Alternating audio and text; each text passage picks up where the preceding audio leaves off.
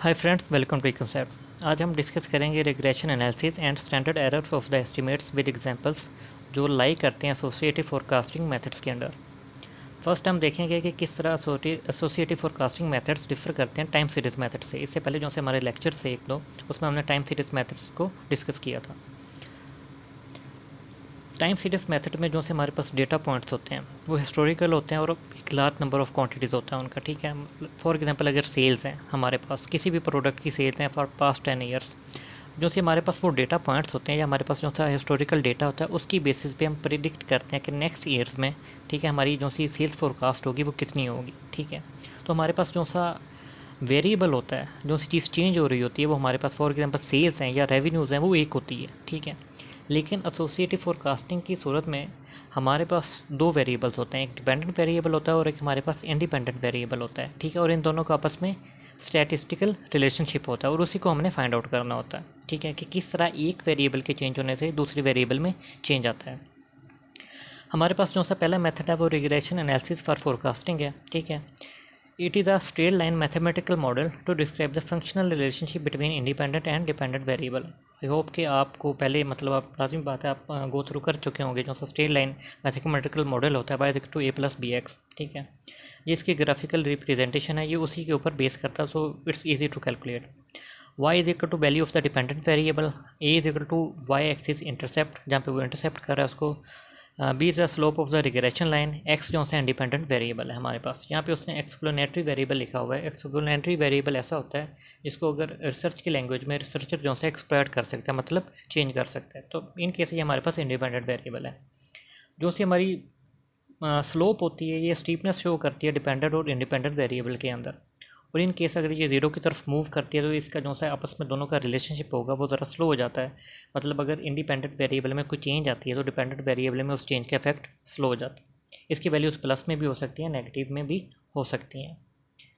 That is an other debate. तो first हम इसको देखेंगे कि इसकी कौन सी हमारे पास जो सी एग्जाम्पल है वो किस तरह है। हमारे पास अब यहाँ पे एग्जाम्पल है, देयर इज़ अ कंपनी और उनकी सेल्स हैं। ठीक है, कंस्ट्रक्शन कंपनी है और उस कंपनी की सेल्स डिपेंड कर रही हैं उस एरिया के जो से लोग हैं। ठीक है, या उसकी जो सी भी पॉपुलेशन है उनकी पे रोल के हैं। ठीक है, अब एनुअल पे रोल फर्ज करें आप ले लें। ठीक है, तो ये हमारे पास ड्यूरिंग द पास्ट 6 ईयर्स, मतलब लास्ट जो से हमारे पास 6 साल हैं उनके पे रोल्स हैं। ठीक है, कितना उन लोगों की इनकम है और उसके अगेंस्ट इस कंपनी ने कितनी कंस्ट्रक्शन की। सिंपल सी बात एक समझ जो सी आ रही है, अगर उनकी पेरोल ज़्यादा होगी तो लाजमी बात है इस कंपनी को काम भी ज़्यादा मिलेगा, लेकिन दैट इज़ नॉट, मतलब कोई इस तरह ये पक्का फार्मूला नहीं है। अगर हमारे पास ये देखें एरिया पेरोल $1 बिलियन था तो हमारी जो सेल्स हुई वो $2 मिलियन थी। ठीक है, और ये डिपेंड कर रहा है, ये डिपेंडेंट वेरिएबल है भाई हमारा और ये इंडिपेंडेंट वेरिएबल है। 3 थी तो 3.0 हुई, 4 थी तो 2.5 हुई, यहाँ पे थोड़ा कम होगी। ठीक है, 2 पे 2 थी, 1 पे 2 थी, 7 पे 3.5 थी। देखने में ये लगता है कि ज़रा एक हमारे पास एक ट्रेंड आ रहा है कि जैसे पेरोल बढ़ रहा है, ठीक है, वो चीज़ें बढ़ रही हैं, लेकिन बीच में हमारे पास यहाँ पे कम भी हुआ है 4 के ऊपर जाके। सो नेक्स्ट हमने किस तरह कैलकुलेट करना है। ठीक है, अब हमारे पास यही वो मतलब लीनियर रिग्रेशन एनालिसिस, लीनियर जो सा मॉडल होता है उसको जिस तरह भी कैलकुलेट किया जाता है सेम वही चीज़ें हैं। सेल्स हमारे पास आ गई, यहाँ पे हमारे पास पे रोल आ गया, यहाँ पे एक्स स्क्वेयर आ गया, यहाँ पे हमारे पास एक्स वाई आ गया। ठीक है, हमारे पास वैल्यूज़ हैं, हमने सिंपल इनको कैलकुलेट करना है। सिग्मा वाई आ गया जिसका हमने सबका सम ले लिया, सिग्मा एक्स आ गया, सिग्मा एक्स स्क्वेयर आ गया, सिग्मा एक्स वाई आ गया। ठीक है, सिग्मा वाई स्क्वेयर भी एंड पे नेक्स्ट मॉडल में जाके यूज़ होएगा हमारे पास। तो यहाँ पे हमने एक्स बार कैलकुलेट कर लिया, वाई बार कैलकुलेट कर लिया। ठीक है, नंबर ऑफ़ द ईयर हम इसको डिवाइड करेंगे 6 के साथ। ठीक है, 18/6 हमारे पास 3 आ गया, 15/6 हमारे पास 2.5 आ गया। इसको इस तरह कैलकुलेट किया जाता है जैसे आप नंबर ऑफ जो से आपके पास होते हैं सीजन, फॉर एग्जांपल का ले हमारे पास 6 साल थे। ठीक है, तो हमने 6 साल पे डिवाइड कर लिया।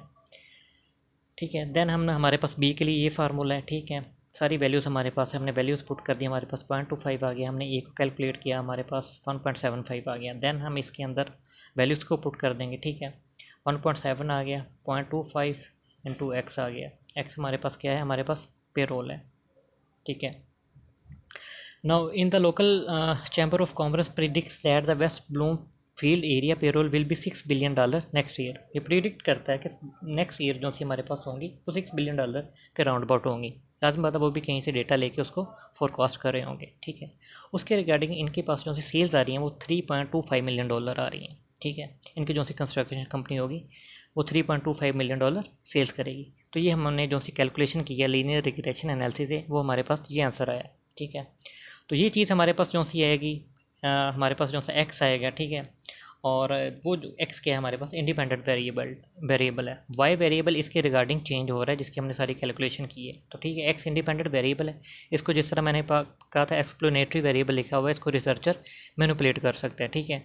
तो यहाँ पे मैनिपुलेशन तो नहीं हो रही उसकी, ठीक है, लेकिन वो भी अगर उन्होंने $6 बिलियन लिया तो वो भी किसी बेसिस के ऊपर उन्होंने कैलकुलेट किया होगा।